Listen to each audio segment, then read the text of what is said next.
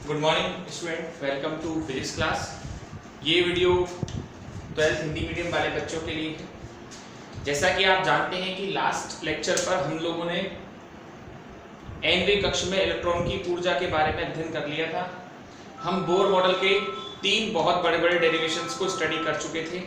ठीक है, हम बोर मॉडल के 3 बहुत बड़े बड़े डेरिवेशंस को स्टडी कर चुके थे। अब हम आगे देखते हैं कि आगे हम इसको किस तरह से करते हैं। ठीक है, तो हमारा जो उससे पहले मैं एक छोटा सा टॉपिक कराना चाहूँगा, वो है सूक्ष्म संरचना नियतांक। ये एक तरह से कोई डेरिवेशन तो नहीं है, पर एक छोटा सा टॉपिक है, छोटा सा ही है, ज़्यादा बड़ा नहीं।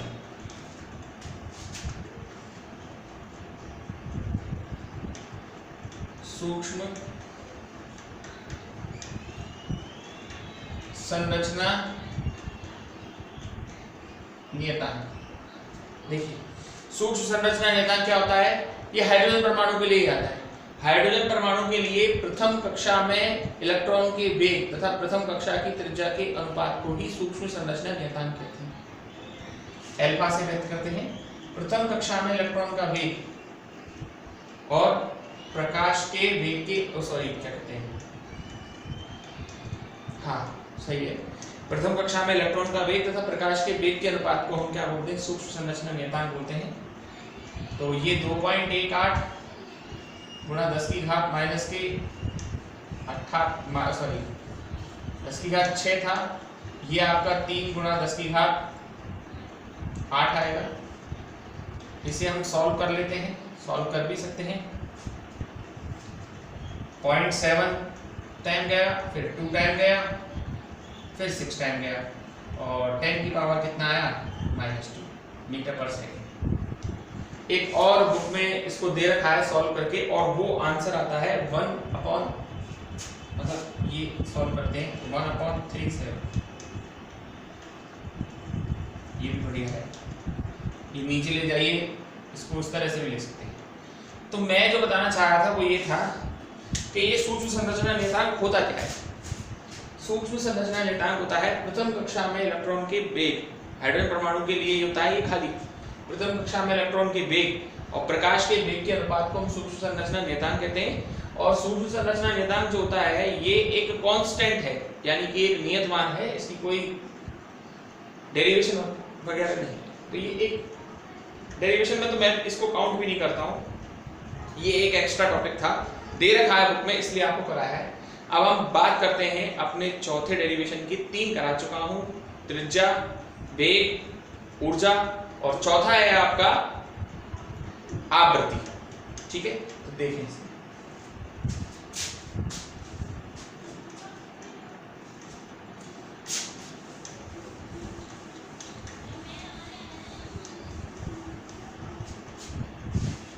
देखें सर,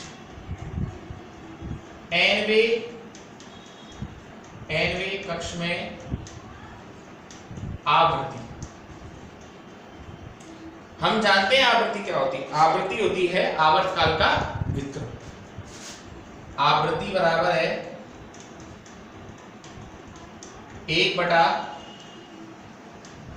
आवर्तकाल।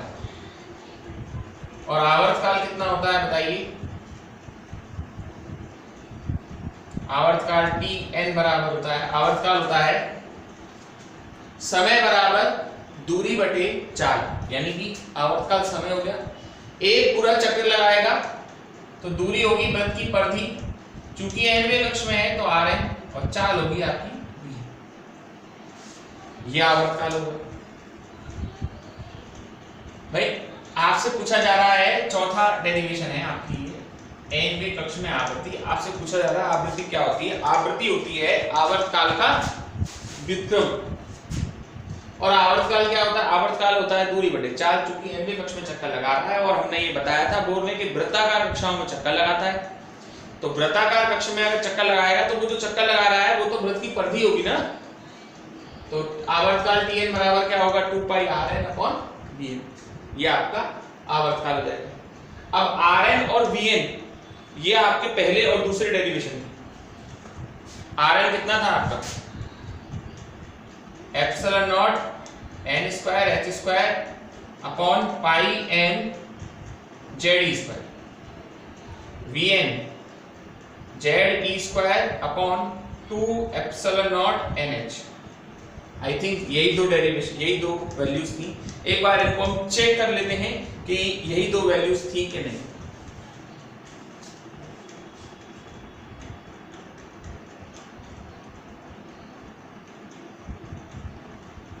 ठीक है सर, यही दो वैल्यूज थी। अब इन दोनों वैल्यूज को पुट कर दो। Rn की जगह epsilon not n square h square pi n Z square, और Vn की जगह क्या आएगा, जेड स्क्वायर ऊपर चला जाएगा 2 एप्सिलॉन नॉट NH। ठीक है, तो इसको सही करके देखिए, Tn बराबर क्या आया, पाई से तो पाई कट रहा है आपका, तो 4 epsilon naught square n cube h cube upon m Z square e4। और लेकिन तुम्हें आवर्तता थोड़ी निकालना था, तुम्हें तो आवृत्ति निकालनी थी। अब आवृत्ति निकालेंगे और फिर चेक करेंगे हमारा फाइनल आंसर क्या है। तो आवृत्ति Fn बराबर हो जाएगा आवर्तकाल का व्युत्क्रम यानी m Z square e4 upon क्या आएगा 4 epsilon naught square n cube h। ये है सर, ये आपकी आवृत्ति है nवें कक्ष में। क्या है आपकी nवें कक्ष में आवृत्ति। ठीक है, अब आप इसको देखिए, इसमें दो बात है कि जो आवृत्ति है nवें कक्ष की वो दो बात पर निर्भर करती है। एक तो प्रोपोर्शनल है जेड स्क्वायर यानी कि परमाणु क्रमांक के वर्ग के समानुपाती। एक Fn जो है वो प्रोपोर्शनल है 1/n क्यूब के, यानी कि कक्ष संख्या के घन के व्युत्क्रम अनुपात। ये है इसका सी, मतलब इसकी व्यवस्था। तो Fn proportional to Z square हो गया और Fn proportional to 1/n cube हो गया। तो ये दो बातें आपकी निकल के आई है nवें कक्ष में आवृत्ति के बारे में। अब हम एक बार इसको फिर कॉपी में चेक कर लेते हैं कि हमने ये सही किया है कि नहीं किया।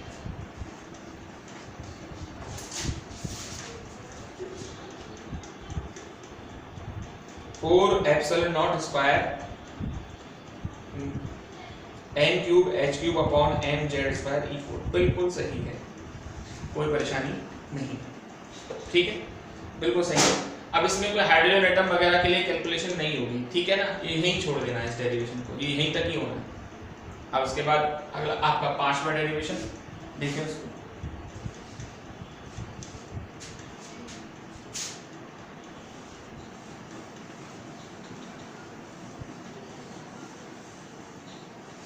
जैसा कि मैंने आपको पहले कहा था कि बोर मॉडल जो है वो एक लिंक्ड सिस्टम है। लिंक्ड सिस्टम मतलब एक चीज दूसरे से जुड़ी हुई है, तो हमें सब डेरिवेशन बदस्तूर आने चाहिए।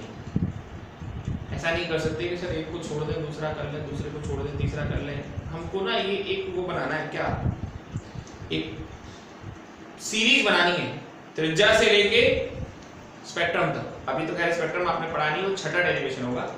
तो चार डेरिवेशन हो गए आपके, त्रिज्या हो गई, वेग हो गया, ऊर्जा हो गई, आवृत्ति हो गई, और चौथा है हाइड्रोजन परमाणु के लिए तरंग दैर्ध्य। क्योंकि मैंने कहा था कि बोर का जो मॉडल है वो H एटम के लिए ही ज्यादा उपयुक्त है। तो अब देखते हैं हाइड्रोजन परमाणु के लिए तरंग दैर्ध्य।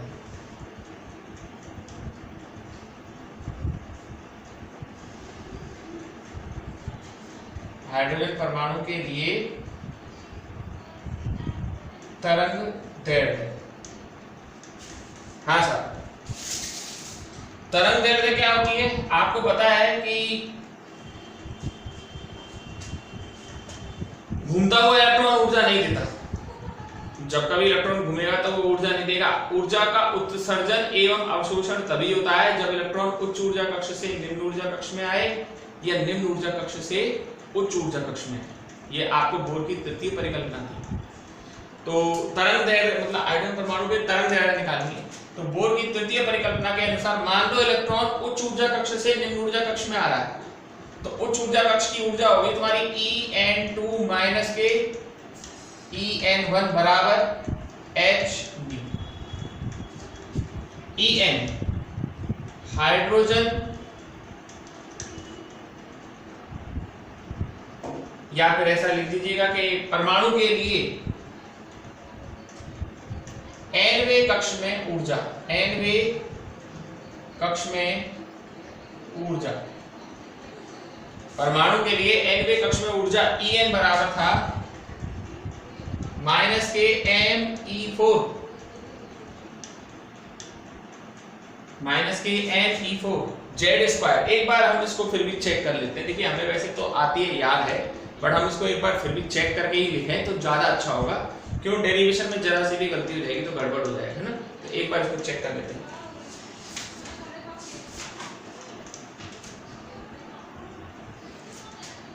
एक epsilon naught square N square H square. ठीक है सर, यही वैसे तो जेड स्क्वायर भी आता है, लेकिन आप जानते हैं कि हमारी कक्षा मतलब हाइड्रोजन परमाणु के लिए बात चलेगी तो जेड को तो एक कर दूंगा। आपको पता है इसमें केवल n को छोड़ दीजिए, उसके बाद सारी चीजें नियत है। m नियत है, e नियत है, 8 एप्सिलॉन नॉट n स्क्वायर सब नियत है। 8 नियत, एप्सिलॉन नॉट नियत, h नियत, m भी नियत, केवल n को छोड़कर। तो आप कह सकते हो कि सर ये एक नया कांस्टेंट हो गया, Me4 8 epsilon naught square h square, जिसको अपन एक नया नाम दे रहे हैं r डैश। और En बराबर आएगा माइनस के r dash upon n square. तो En2 बराबर क्या आया, minus r dash upon n2 square. और En1 बराबर क्या आया, माइनस के r dash upon n1 square. दोनों वैल्यूज को यहां रखिए, ये मैंने एक नया कांस्टेंट मान लिया r डैश, ठीक है। तो En2 की जगह रखेंगे माइनस के r dash upon n2 square, minus minus plus हो जाएगा, r dash upon n1 square बराबर h new. r dash common ले लीजिए, 1 upon n1 square minus 1 upon n2 square बराबर h c upon lambda, h new, new बराबर c upon lambda. अपन को lambda की value चाहिए, तो 1 अपॉन लैम्डा बराबर क्या आया, r dash upon h c 1 upon n1 square minus 1 upon n2 square. ठीक है, r dash upon h c एक नया नियतांक है कैपिटल R, जिसको अपन बोलते हैं रिडबर्ग कांस्टेंट। क्या बोलते हैं इसको अपन, Rydberg constant, Rydberg constant RYDBERG। तो 1 अपॉन लैम्डा बराबर आया R 1 upon n1 square minus 1 upon n2 square. बहुत बढ़िया डेरिवेशन है, ये छोटा है। तरंगदैर्घ्य निकालनी है, लैम्डा निकालना है ना।